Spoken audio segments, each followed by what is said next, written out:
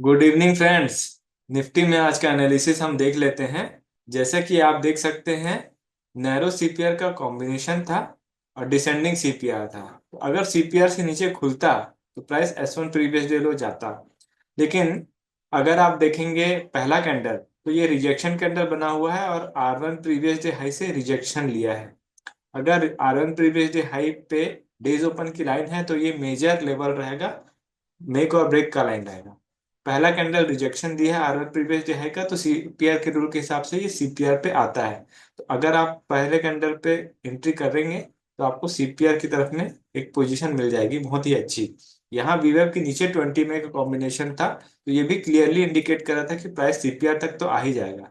इसके बाद अगर सीपीआर से नीचे उतर रहा है तब हम नीचे का ट्रेड प्लान बनाएंगे। बट पहली बार में अगर आता है ना, आप एक रिटेस्ट होने के बाद में ट्रेड लीजिए। जैसे एग्जांपल के लिए, ये कैंडल जा रहा है नीचे, जाने दो। नीचे जाने के बाद में ये पलट के वापस आए ऊपर की तरफ में, और फिर से एक रिटेस्ट देख के नीचे जाए और इस कैंडल का लो ब्रेक हो जाए, तब फिर ट्रेड बनाना S1 प्रीवियस डे लो के लिए, क्योंकि आपके पास में टारगेट के लिए बहुत बड़ा जगह है। और कभी भी आप देखेंगे जो पिछले दिन का कोई स्विंग आ रहा हो ना सपोर्ट प्राइस पे, तो हम उसको कंसीडर करते हैं। अगर ये चीजें नहीं रहती, अगर ये वाली चीजें नहीं रहती ना, तो हम यहाँ, ये रुकता नहीं, ये और नीचे आ जाता, यहाँ तक आ जाता। तो सिंह के केस में था। अब आते हैं, सीपीआर से ऊपर एक बुलिश कैंडल का फॉर्मेशन बन गया था जो सीपीआर को डिसाइसिवली ऊपर की तरफ में ब्रेक कर रहा था, लेकिन यहाँ पे ट्रेड नहीं बनाना है हमको। जब तक वो वीवैप के ऊपर में नहीं आएगा तब तक ट्रेड नहीं बनाएंगे। वीवैप और 20 में के ऊपर में प्राइस जानी चाहिए, और उसमें भी जो कैंडल है वो बिना वीक का होना चाहिए, तब ज्यादा अच्छा रहता है। यहाँ पे जो कैंडल बनी है ये वीक वाली कैंडल है, इसलिए वो वापस पलट के थोड़ा जंबल किया। और मैंने कल के क्लास में बताया था कि 23,200 और 23,250 का जो प्राइस है, वहां पे थोड़ा कंसोलिडेशन हो सकता है। तो इस वजह से ये जो प्राइस है इधर पे थोड़ा अटका, और जैसे ही वीवैप के ऊपर में प्राइस निकल गया है ना, क्योंकि 20 में हमको सपोर्ट पे चाहिए, तो 20 में पे एक पहली बार में तो नहीं आया लेकिन दूसरी बार में सपोर्ट लिया, तो इसलिए प्राइस ऊपर की तरफ में निकल गया R1 प्रीवियस डे हाई पे। यहाँ पे प्राइस ऊपर की तरफ में गया है क्योंकि 1 घंटे के टाइम फ्रेम पे भी सीपीआर आ रहा था, इसी वजह से प्राइस यहाँ से बाउंस हुआ है ऊपर की तरफ में। अगर इसको मार्किंग कर दे हम 5 मिनट के टाइम फ्रेम पे, तो यहाँ से जैसे ही बाउंस हुआ प्राइस ऊपर की तरफ में ट्रेड प्लान हो जाना चाहिए। लेकिन ये रिवर्स ट्रेड है, डिसेंडिंग सीपीआर है और सीपीआर से ऊपर जा रहा है R1 की तरफ में। अब यहाँ पे आप बुल कॉल स्प्रेड बनाइए, क्योंकि डायरेक्शन ऊपर की तरफ में है और वो जिगजैग मैनर पे जाएगा तो आपको दिक्कत करेगा बाइंग के लिए। इसलिए आप यहाँ पे बुल कॉल स्प्रेड बना लीजिए और R1 पे प्रॉफिट बुक कर लेना है, क्योंकि पहला कैंडल जो था ना वो R1 को रिजेक्ट किया था। तो जब इस आज का हाई यानी कि 23,200, सॉरी 23,306, इस लेवल को जैसे ही पार करेगा फिर अप ट्रेंड रिज्यूम हो जाएगा मार्केट। लेकिन अगर ये R1 प्रीवियस डे हाई 10:30 बजे के पहले टूट जाता तो ये तेजी से R2 की तरफ में जाता, लेकिन ये टूटा है 11:15 बजे, इसलिए प्राइस धीरे धीरे करके ऊपर पे गया है। जब यहाँ पे ऊपर की तरफ में गया तो कॉम्बिनेशन वी वैप और 20 में का रिवर्स हो गया था, वी वैप के ऊपर 20 में का कॉम्बिनेशन था। इसलिए नीचे की तरफ में ट्रेड प्लान नहीं बनाना है, जब भी 20 में से बाउंस हो तब फिर हम ट्रेड प्लान बना सकते हैं अपसाइड के लिए। और 20 में से दूर हो जाए तो प्राइस वापस आता है नीचे की तरफ में। तो R1 प्रीवियस डे हाई गया तो हम उसका ऊपर की तरफ में ट्रेड प्लान बनाएंगे। अब ऊपर जो ट्रेड बनाएंगे वो नेक्स्ट टारगेट क्या रहेगा, R2 का। लेकिन R2 किस तरीके से गया है आप भी देख सकते हैं, बहुत ही जिगजैग मैनर पे गया है। तो इसको हम ऑप्शन की प्राइसिंग पे देख लेते हैं। डेज ओपन की लाइन कहाँ आ रही है, 23,290 के आसपास, यानी कि 23,300। तो उसका 100 पॉइंट्स इन द मनी का कॉल और 100 पॉइंट्स इन द मनी का पुट, ये लगा लिए। कॉल में देखेंगे डिसेंडिंग सीपीआर है और पहला कैंडल सीपीआर से रिजेक्ट कर रहा है, तो ये सेल अपॉर्चुनिटी बना रहा था। और पुट में बाइंग अपॉर्चुनिटी क्रिएट होगी, क्योंकि पुट में असेंडिंग सीपीआर का केस था। तो असेंडिंग सीपीआर में अगर सपोर्ट से प्राइस मिलता है तो गोल्डन अपॉर्चुनिटी रहता है। अगर यहाँ से प्राइस ओपन हो रहा है, प्रीवियस डे से सपोर्ट ले रहा है, तो सीपीआर की तरफ में आता है। देखिए मैंने कॉम्बिनेशन आप लोग को बताया था, पहले भी बताया था, अभी भी बताने जा रहा हूँ, इसको नोट कर लीजिएगा। जब इंडेक्स R1 से रिजेक्ट कर रहा हो, R1 पे खुले और रिजेक्ट कर रहा हो, तो पुट में क्या होना चाहिए, प्रीवियस लो से सपोर्ट लेते हुए सीपीआर की तरफ में जाना चाहिए। पुट में प्रीवियस लो से सपोर्ट लेते हुए सीपीआर की तरफ में गया। कॉल में ये सिनेरियो नहीं हुआ। कॉल में भी यहाँ R1 प्रीवियस डे हाई से रिजेक्ट करके सीपीआर की तरफ आना चाहिए, लेकिन कॉल ऐसा हुआ क्या? नहीं हुआ। तो कॉल इसलिए ना पूरा जिगजैग मैनर पे चला है, आप देख सकते हैं। लेकिन पुट वैसा नहीं था। तो बाइंग कहाँ पे बननी चाहिए? पुट में बननी चाहिए। एकदम स्टार्टिंग पॉइंट ऑफ व्यू से अगर देखेंगे तो पुट में बाइंग अपॉर्चुनिटी क्रिएट हो रही थी। जैसे ही ये वीवेब के ऊपर में क्लोज दिया पहला कैंडल, नेक्स्ट कैंडल पे एंट्री मार देना है। और पहला टारगेट क्या रहेगा? सीपीआर की तरफ में। और सीपीआर पे आ जाता है, आप ट्रेड को क्लोज कर दीजिए, है ना। अगर इसको निफ्टी के केस में देखेंगे तो ये जो थर्ड कैंडल है, 5 मिनट का थर्ड कैंडल, 9:25 का, ये प्रॉफिट बुकिंग का कैंडल था। 9:25 पे कैंडल ये वाली बन गई। देखिए यहाँ पे एंट्री हो जाती है 225 में एंट्री, और इस कैंडल पे प्रॉफिट बुकिंग। तो इस कैंडल का पिवोट पॉइंट ले ले 270, एंट्री हो रही है 226 पे, और 270 पे आप प्रॉफिट बुक कर रहे हैं। कितना पॉइंट होता है? अगर 200 अगर हम 226 पे एंट्री कर रहे हैं या 230 पे एंट्री कर रहे हैं, चलिए, और 270 तक ले रहे हैं, मतलब यहाँ पे 40 पॉइंट कवर हो रहा है पूरा का पूरा। स्टार्टिंग में 40 पॉइंट बहुत मायने रखता है। अगर स्टार्टिंग में ही 40 पॉइंट मिल गया आपको तो ट्रेड वहां पे क्लोज कर सकते हैं। जरूरी नहीं कि पूरा ट्रेड को जंप करना है। और उसके बाद यहाँ पे पुट में जा रहा था प्राइस, तो ये जो स्विंग है, अगर एंट्री यहाँ पुट में वापस कर रहे हैं आप, तो इस स्विंग तक आपको ट्रेड को क्लोज कर देना है, क्योंकि पहले भी कई बार यहाँ से सपोर्ट ले चुका है। जब ये सपोर्ट टूटेगा तब फिर हम नीचे की तरफ में आएंगे, तब कोई दिक्कत नहीं रहती।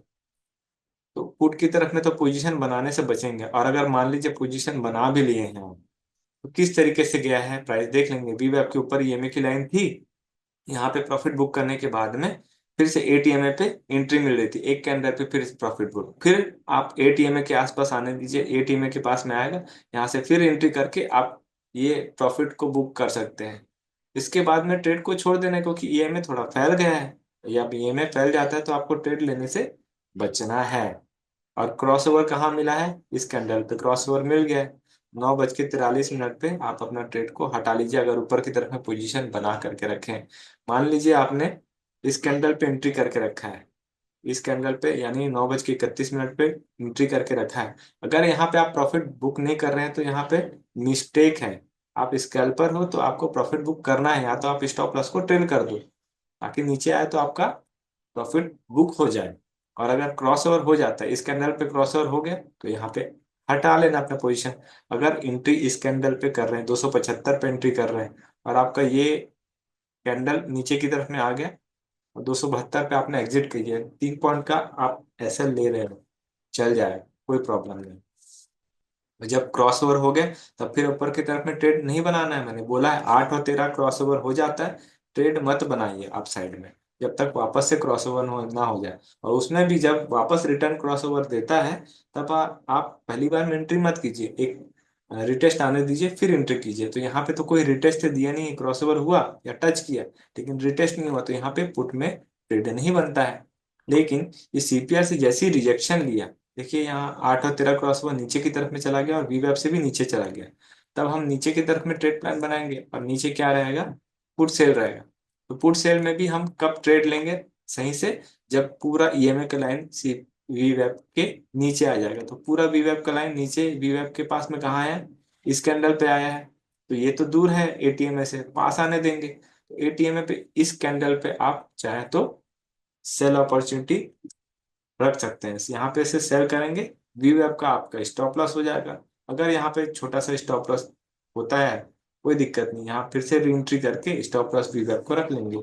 आपको ट्रेड बहुत तेजी के साथ में और बहुत अच्छे से मिलेगा। जैसे ही ये S1 प्रीवियस डे लो आता है, यहाँ पे प्रॉफिट बुक कर लीजिए seller seller point of view से। और यहाँ प्रॉफिट बुक करने के बाद में अब देखिए फिर से अगर 8 के पास में आता है या एटीएमए के पास में आता है और रिजेक्शन देता है, तब आप फिर से ट्रेड को पंच कर दीजिए नीचे की तरफ में। बी वेब के नीचे ईएमए की लाइन है, तो आप यहाँ पे सेल अपॉर्चुनिटी फाइंड आउट करके बड़ा ट्रेड ले सकते हैं, क्योंकि आपको डायरेक्शन यहाँ से क्लियरिटी मिल गई थी कि मार्केट को ऊपर ही जाना है ना। बी वेब और 20 में कॉम्बिनेशन ऊपर की तरफ में इशारा कर रहा था, इसलिए पुट सेल को हम ले सकते हैं। रही बात कॉल बाइंग की, कॉल बाइंग में अपॉर्चुनिटी कब मिलेगी, जब ये सीपीआर से ऊपर की तरफ में आ जाएगा, क्योंकि डिसेंडिंग सीपीआर है। तो सीपीआर से ऊपर में कब आया है, सीपीआर से ऊपर आया है इस कैंडल में, 11:17 का कैंडल पे। तो 11:17 का कैंडल एटीएमए से सपोर्ट लेकर के बन रहा है, तो चाहे तो इस कैंडल पे या इसके पहले वाले कैंडल पे ट्रेड ले सकते हैं।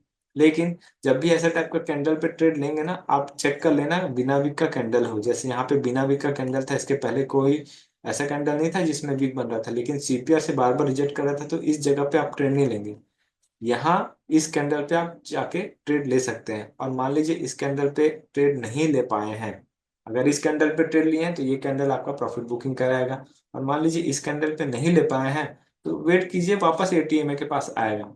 एटीएमए पे जैसे ही आ गया, हमको यहाँ पे री एंट्री करनी है और टारगेट ले लेना है R1। R1 बस, उसके बाद में ट्रेड को चाहे तो छोड़ सकते हैं आप, क्योंकि ईएमए फैल जाता है, इसके बाद में ट्रेड नहीं लेना है। डिसेंडिंग सीपीआर है और सीपीआर से R1 का दूरी बहुत ज्यादा है, तो हम क्या करेंगे, यहीं पे ट्रेड को क्लोज कर देंगे, उसके बाद फिर ट्रेड लेंगे ही नहीं।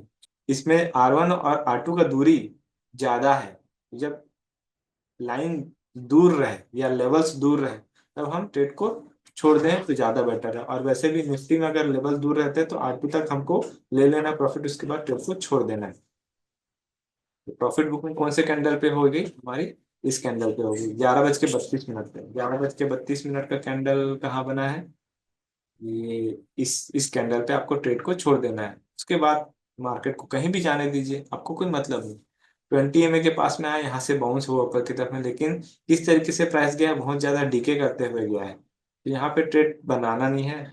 यहाँ पे रिजेक्शन प्लान भी करेंगे तो पूरा सीपीआर की तरफ में आया नहीं है। क्यों नहीं आया है, क्योंकि यहाँ पे R1 से ऊपर चला गया है। अगर ये R1 के नीचे जाता, R1 से नीचे निकल जाता, तब फिर हम कॉल में सेलिंग का अपॉर्चुनिटी तलाशते। तो इस तरीके से कॉल और पुट का सिनेरियो बना था।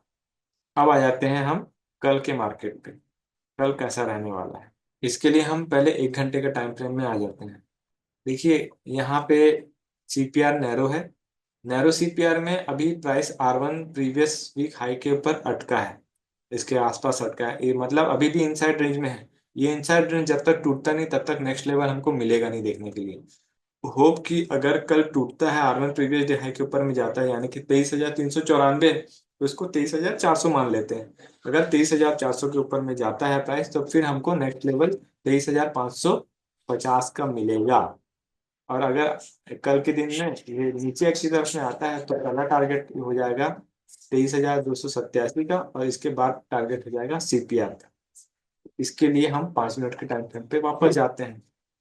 अगर 5 मिनट के टाइम फ्रेम में देखेंगे, तो असेंडिंग सीपीआर बना हुआ है, और असेंडिंग सीपीआर में सीपीआर एक सपोर्ट का काम करता है, लेकिन सीपीआर से ऊपर और प्रीवियस हाई, सीपीआर से प्रीवियस हाई के बीच में बहुत ज्यादा कंसोलिडेशन हुआ है। तो अगर सीपीआर से ऊपर जाता है, तो छोटे छोटे कैंडल बनाएंगे स्टार्टिंग में, और थोड़ा ट्रैप करने की कोशिश करेगा। तो यहाँ पे भी बुल कॉल स्प्रेड बना सकते हैं, और जैसे ही प्रीवियस हाई को तोड़ता है, क्योंकि 16 जनवरी को भी उसी जगह से रिजेक्शन लिया था, और आज भी R2 जो लेवल है 23,389, यहीं से रिजेक्शन लिया है। इसलिए ये मेक और ब्रेक का लाइन होगा, प्रीवियस डे हाई से ब्रेक होता है ऊपर की तरफ में, तब फिर हम R2 लेवल को देख सकते हैं। और R2 के भी ऊपर में चला जाता है कल के दिन में प्राइस, तो R2 और R3 के बीच में डिस्टेंस ज्यादा है, तो हम इसका 50% टारगेट लेंगे। अगर प्राइस सीपीआर से नीचे उतरता है, तब फिर प्रीवियस डे लो S1 के पास में आएगा।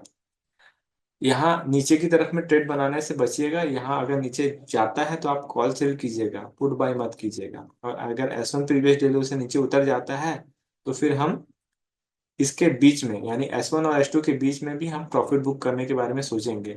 इसका रीजन मैं बताता हूँ ऐसा क्यों होने वाला है। क्योंकि अगर आप नेक्स्ट डे का ऑप्शन प्राइसिंग देखेंगे, तो वहां पे आपको पहले तो निफ्टी का कॉल देखेंगे। 23,200 का कॉल लगा लेते हैं। 23,200 के कॉल में आप देखिए, सीपीआर तो नैरो आ रहा है, लेकिन R1 S1 की दूरी थोड़ी सी ज्यादा आ रही है। अगर 10:30 बजे के पहले R1 previous day high break हो जाता है, तब हमको R2 और R3 का लेवल देखने को मिल सकता है। और अगर सीपीआर से नीचे उतरता है, तो इसमें सेलिंग अपॉर्चुनिटी रहेगी, और ये कंसिस्टेंटली S1 प्रीवियस डे लो पे आएगा। और S1 प्रीवियस डे लो टूट जाता है 10:30 बजे के पहले, तब फिर S2 का लेवल भी देखने को मिल सकता है। मतलब सेलिंग के लिए। वैसे ही अगर हम निफ्टी का पुट ऑप्शन देखेंगे, निफ्टी का पुट ऑप्शन देखें, देखिए यहाँ वाइडर सीपीआर है। मैं इसीलिए बोल रहा था कि वाइडर सीपीआर है, इस वजह से प्राइस थोड़ा कंसोलिडेट हो सकता है। और R1 प्रीवियस डे हाई और S1 previous day low level का भी जो जोन है वो बहुत चौड़ा है। इसी वजह से अगर इनसाइड रेंज में रहता है मार्केट तो ज्यादातर चांसेस है कि वो इनसाइड रेंज में ही डबल करने की कोशिश करेगा। डिसेंडिंग सीपीआर है, इसलिए सीपीआर एक रिजेक्शन का काम करेगा। और अगर सीपीआर से रिजेक्ट होता है तो वो प्रीवियस डे लो और S1 तक जा सकता है। और अगर S1 के नीचे चले जाता है तो S1 और S2 के बीच में अपना पोजीशन को हटा लेना है। और अगर सीपीआर से ऊपर जाता है तो इसका 50%, सीपीआर से R1 के बीच का 50% हम टारगेट लेंगे। उसके बाद में मार्केट ऊपर जाता है तो ऊपर ट्रेड बनाने की कोशिश नहीं करेंगे जब तक कि ट्रेंड रिवर्सल कंफर्म ना हो जाए। लेकिन वाइडर सीपीआर है, इसमें चांसेस नहीं लेंगे। तो अब निफ्टी में वापस चलते हैं। कल के दिन में असेंडिंग सीपीआर है, इसलिए सीपीआर पे खुलता है तो प्राइस ऊपर की तरफ में जा सकता है। लेकिन प्रीवियस डे हाई ब्रेक होगा तब फिर बढ़िया मोमेंटम मिलेगा, और 10:30 बजे के पहले ब्रेक हो जाए तो सबसे बेस्ट कंडीशन रहेगी। ये है निफ्टी का एनालिसिस। हाँ, इंस्टा ऑप्शन को भी एक बार चेक कर लेते हैं। यहाँ इंस्टा ऑप्शन देखेंगे, collar put, cumulative collar put में इक्विवेलेंट हो गए हैं कॉल राइटर्स और पुट राइटर्स। इस वजह से प्राइस थोड़ा सा अटकेगा। और किस लेवल पे अटकने वाला है? 23,350 के आसपास लेवल अटकेगा। 23,350 के आसपास ट्रेड बनाने से थोड़ा सा बचना है। ये वाला जगह बहुत ज्यादा रिस्की जोन रहेगा। कंसोलिडेशन, ये अगर यहीं पे मार्केट खुलता है तो फिर कंसोलिडेशन हो सकता है, लेकिन वेट करेंगे प्रीवियस डे हाई टूटने का। और अगर सीपीआर पे खुल के ऊपर की तरफ में जाने लगे तब हम अपना जो ट्रेड है वो बुल कॉल स्प्रेड में बनाएंगे प्रीवियस डे हाई तक। और प्रीवियस डे हाई जब ऊपर में जाएगा तब फिर आपको कॉल बाइंग में बहुत अच्छा अपॉर्चुनिटी मिलेगा। तो इस तरीके से अपना ट्रेड को रखना है। फ्रेंड्स, अगर आपको हमारा वीडियो कोर्स फ्री में चाहिए तो नीचे दिए हुए डिस्क्रिप्शन में जो हमारा डीमैट अकाउंट का लिंक है उससे आप अकाउंट ओपन कर सकते हैं और नीचे दिए हुए व्हाट्सएप नंबर पर शेयर कर सकते हैं। इससे आपको हमारा कोर्स फ्री में मिल जाएगा और आप हमारे व्हाट्सएप के लाइव ग्रुप में भी ऐड हो जाएंगे, ताकि आपका जो भी क्वेरी क्वेश्चन डाउट है उसे आप पूछ सकते हो और सही समय पे सॉल्व करा सकते हो। अगर आपको हमारा वीडियो कंटेंट अच्छा लगा तो वीडियो को लाइक ज़रूर कीजिए और चैनल में नए हैं तो चैनल को सब्सक्राइब कर लीजिए। Thank you for advance learning, join our master class, link in the description below.